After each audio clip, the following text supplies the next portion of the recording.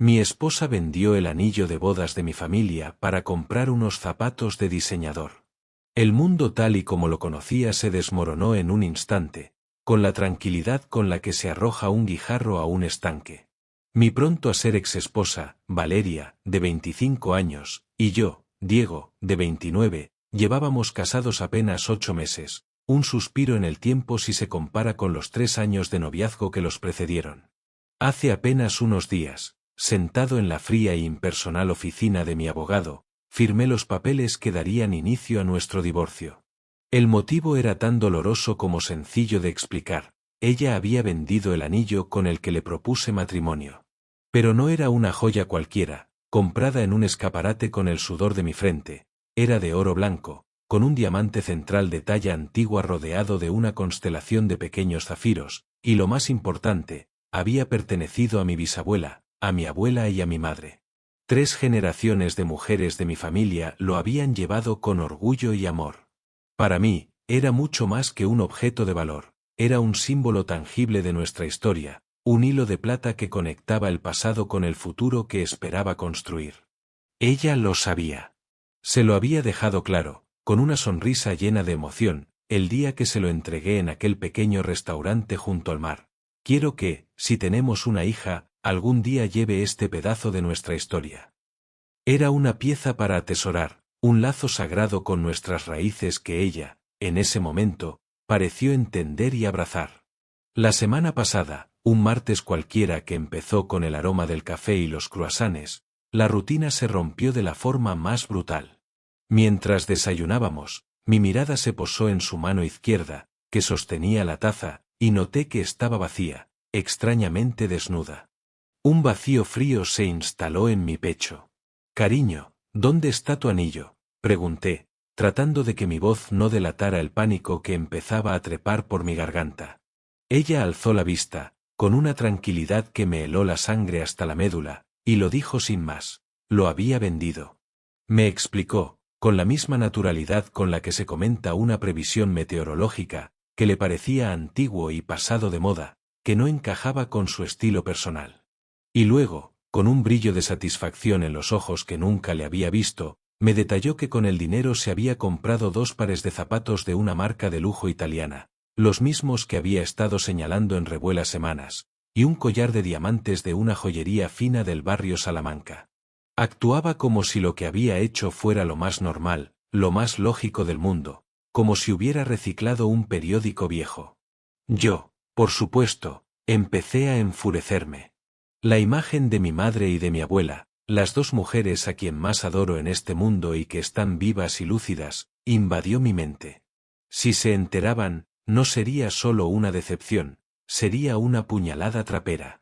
«¿Cómo pudiste?», grité, levantándome de la silla con tal fuerza que ésta chirrió contra el suelo de mármol. «Es una herencia familiar. Tú lo sabías. Tienes que devolver toda esa basura y recuperar ese anillo ahora mismo». Fue entonces cuando me soltó la bomba que haría saltar por los aires los cimientos de nuestro matrimonio.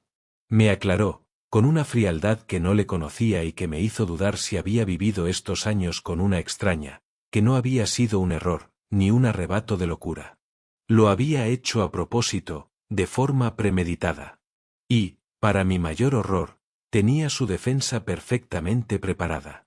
Según su retorcida lógica, desde el día que le propuse matrimonio, el anillo no le había gustado, pero no dijo nada en su momento porque era un símbolo de mi familia y no quiso herir mis sentimientos. Ahora que estábamos legalmente casados, el anillo era técnicamente suyo, una posesión más, y podía hacer con él lo que le diera la gana, incluyendo venderlo para financiar su capricho.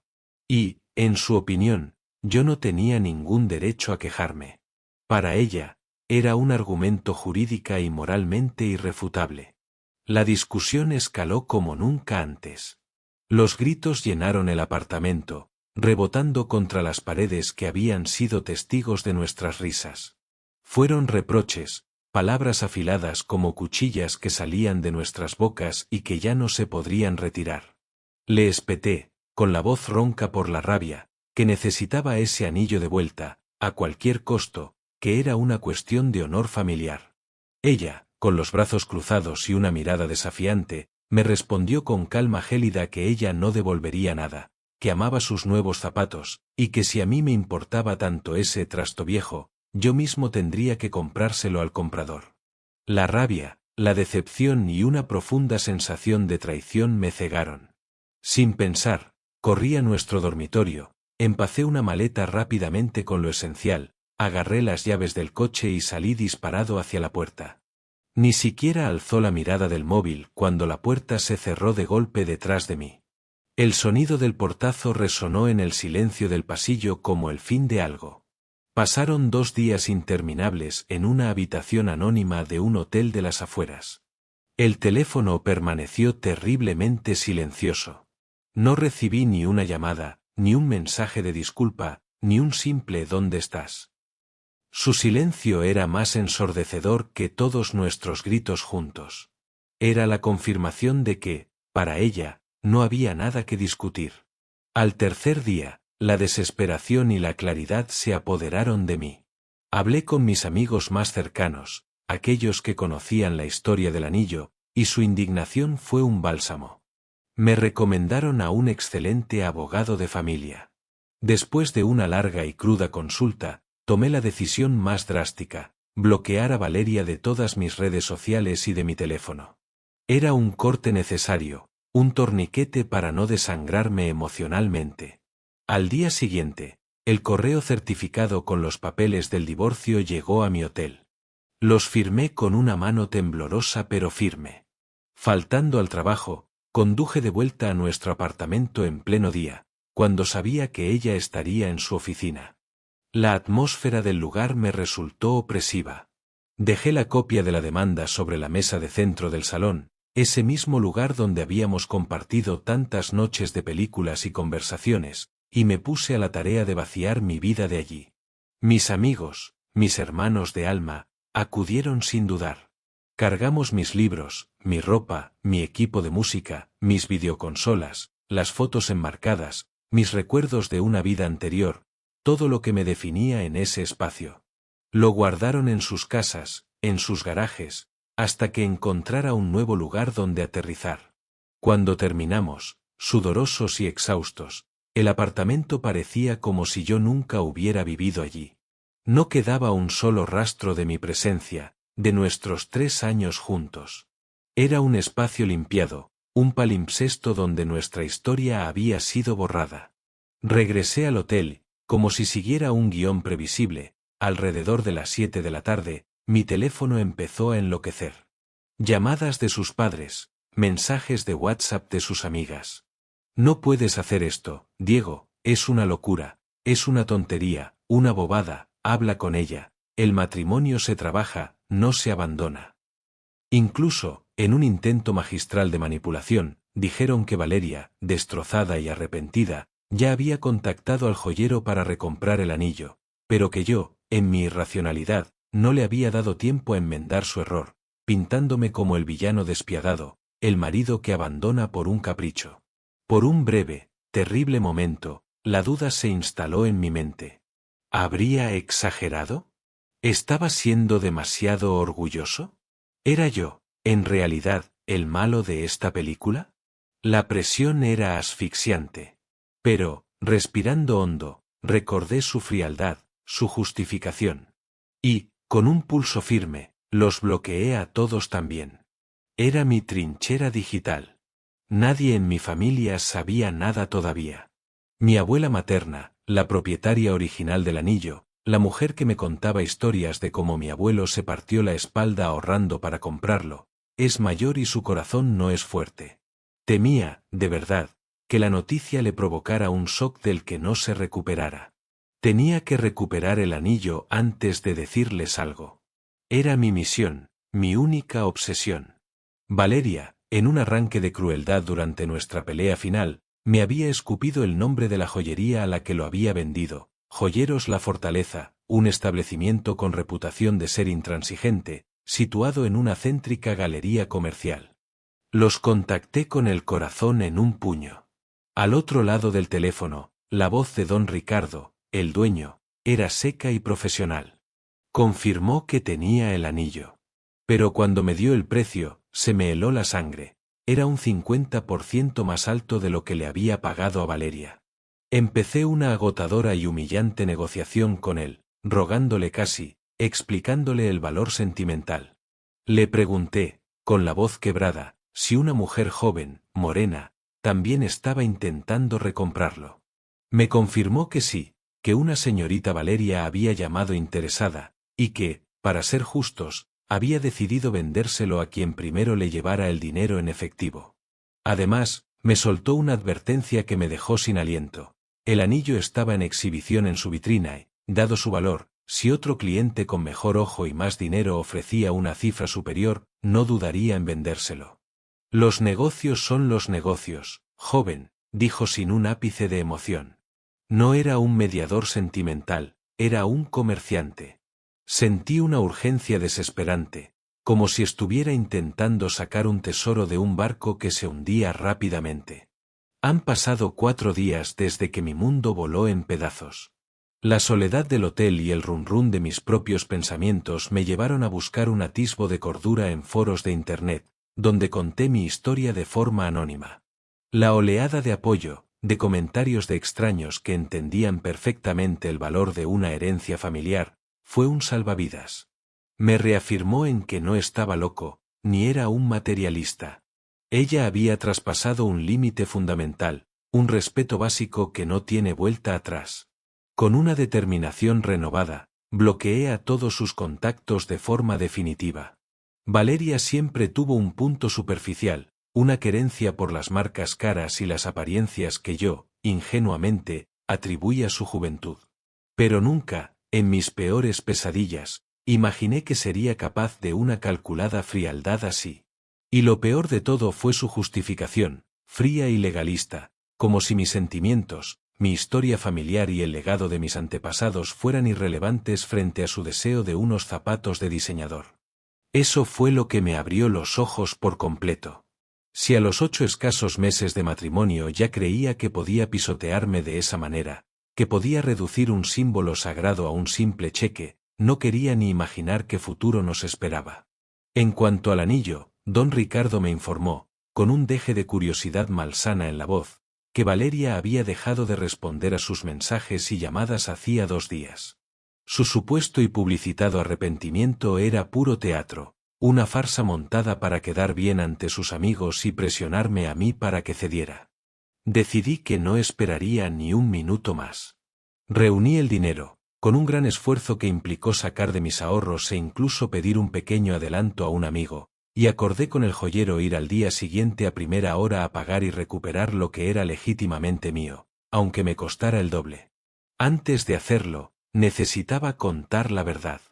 Llamé a mis padres y les pedí que vinieran a mi hotel. Luego, con las manos sudorosas, puse a mi abuela en videollamada desde su casa en el pueblo. Les conté todo, con la voz quebrada, sin edulcorantes. El shock en sus rostros fue palpable, un dolor silencioso que se instaló en la habitación.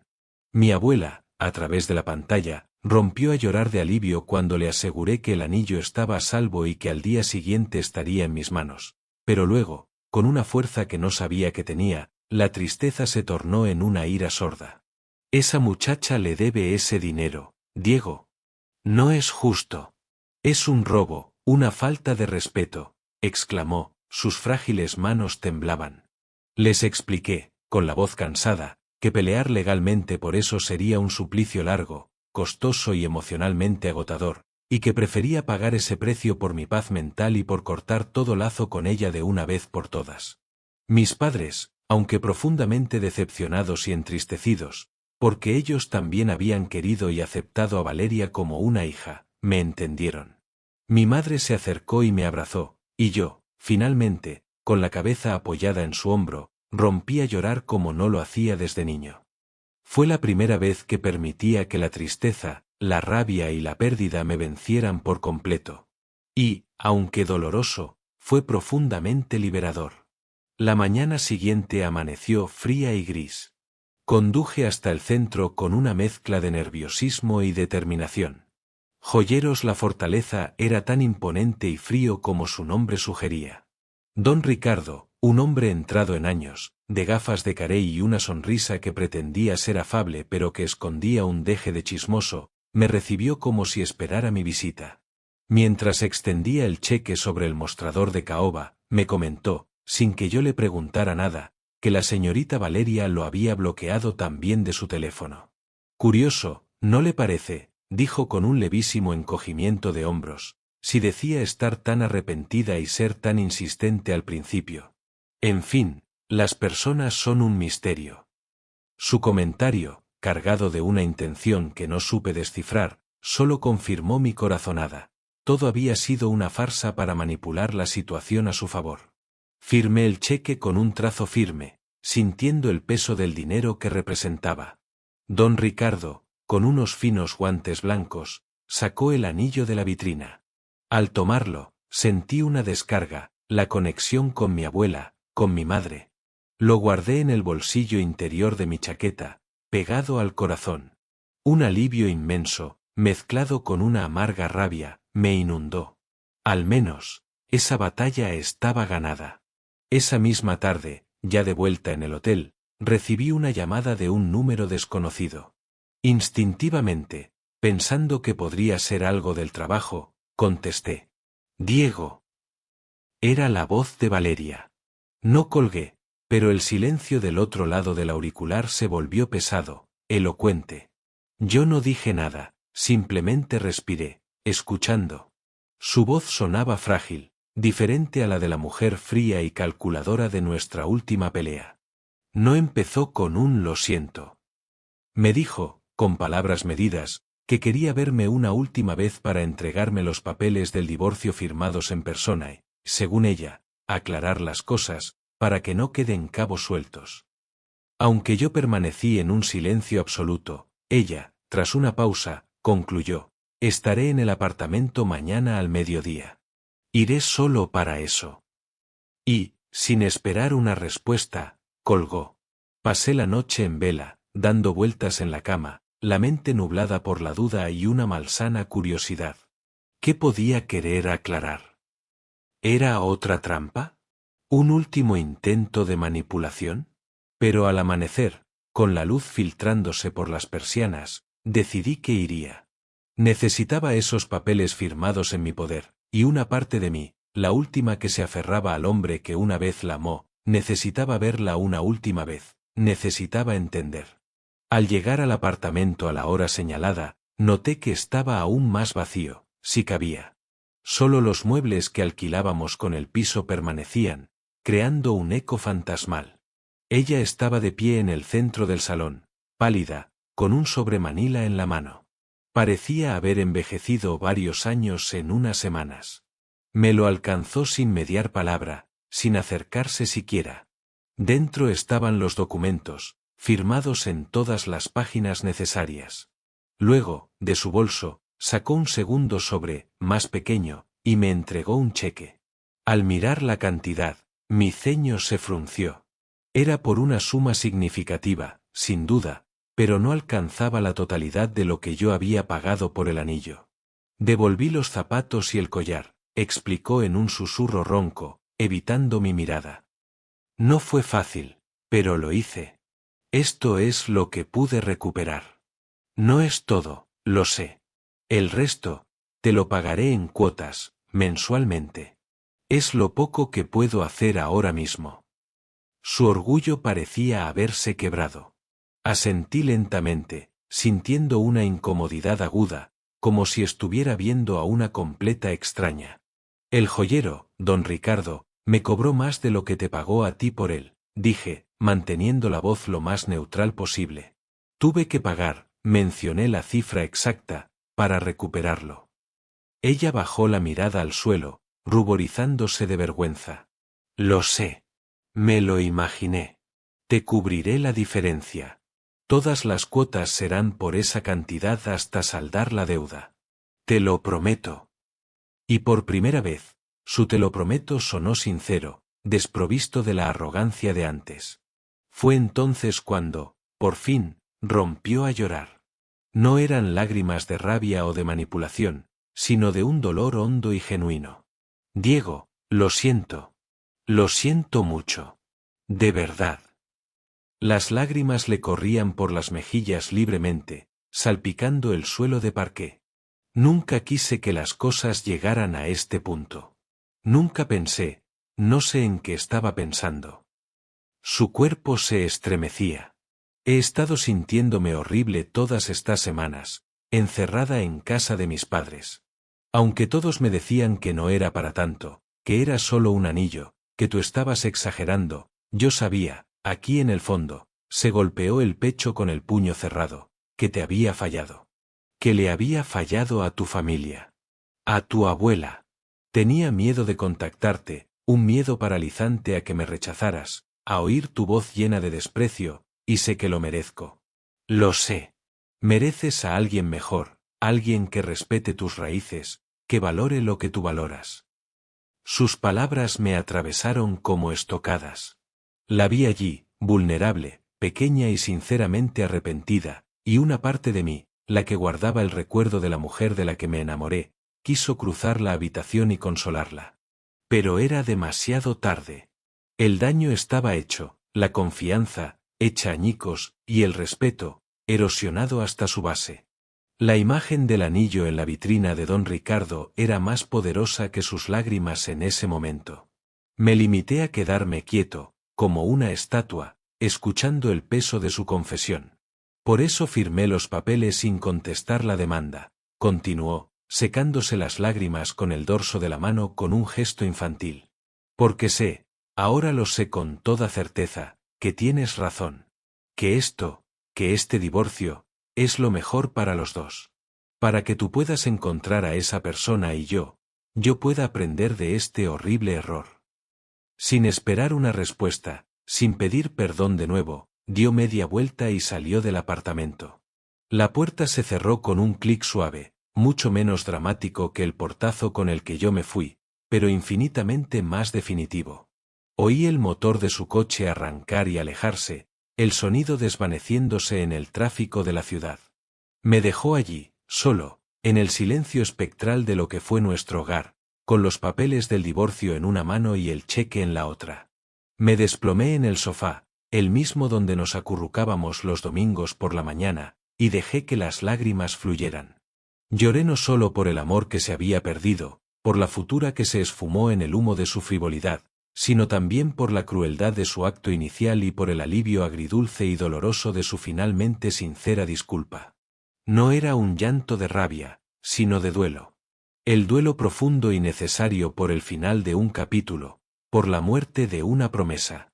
Al cabo de unos días, con el ánimo más calmado, fui al banco y cobré el cheque.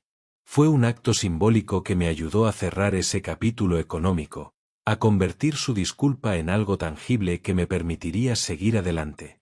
Puse el dinero en una cuenta aparte, para las cuotas que, contra todo pronóstico, empezaron a llegar puntuales cada mes. Mientras tanto, me mudé a un pequeño pero acogedor apartamento cerca de mi trabajo, con grandes ventanales que dejaban entrar el sol de la tarde. Con la ayuda incansable de mis amigos, lo fui llenando de mis cosas, de mis libros, de nuevos recuerdos. Fue un proceso lento, como reconstruir un mosaico roto. Mis padres me llamaban a diario al principio, luego cada 2 días, siempre asegurándose de que estaba comiendo, durmiendo, viviendo, no solo sobreviviendo. Su apoyo, y el de mis amigos, fue la tabla de salvación que me impidió hundirme en la amargura. La vida, tozuda, continuaba. Tenía que trabajar, pagar facturas, cumplir con mis responsabilidades. No podía permitirme el lujo de estancarme en el pantano del dolor. Decidí, como un acto de rebeldía contra la tristeza, planear un viaje. No una huida, sino una búsqueda. Unos amigos se entusiasmaron con la idea, y empezamos a organizar una semana de senderismo por los Pirineos aragoneses, lejos del asfalto y los recuerdos. La ilusión por algo nuevo, por un desafío físico y un paisaje abrumador, empezó a brotar, lentamente, como la primera flor tímida que se abre después de un invierno particularmente duro. Valeria y yo no volvimos a hablar. Supimos por amigos en común que ella se había mudado a Barcelona, buscando un nuevo comienzo lejos de todo lo que le recordara su error. Nuestro divorcio se finalizó sin más incidentes, un trámite burocrático que puso el punto final legal a nuestra historia. El día que el documento final llegó a mis manos, un sobre marrón con un sello oficial, recibí un último mensaje de texto de ese número desconocido que ya reconocía. Que seas muy feliz, Diego. Lo digo en serio. Esta vez, no respondí. Pero, para mi propia sorpresa, no lo borré inmediatamente. Lo guardé, no con rabia ni con nostalgia, sino como un recordatorio amargo de la fragilidad de las personas, de los caminos torcidos que a veces tomamos, y de que los finales, por dolorosos que sean, a menudo contienen la semilla de un nuevo y más auténtico comienzo. La víspera de mi viaje, con la mochila casi lista, guardé el anillo de familia en la caja fuerte de mis padres. Allí estaría a salvo, protegido, esperando en su letargo a que, tal vez, llegara el día y la persona correcta, alguien cuyo corazón entendiera su lenguaje silencioso, para volver a brillar en una mano que supiera apreciar su verdadero valor, que no era el de los quilates, sino el del amor y la memoria que encarnaba. No era solo un anillo. Era la representación de la resiliencia, de que las heridas, con tiempo y cuidado, pueden sanar, y de que uno puede, con coraje, volver a empezar, más fuerte y con una comprensión más profunda de lo que realmente importa. Mientras cerraba la cremallera de mi maleta, me acerqué a la ventana de mi nuevo hogar. El sol se estaba poniendo, tiñendo el cielo de Madrid de un intenso color naranja y púrpura. Respiré hondo, llenando mis pulmones de aire nuevo. Era, sin lugar a dudas, un final. Pero también, y por fin, sentí con todas mis fuerzas que era un prometedor y esperanzador comienzo.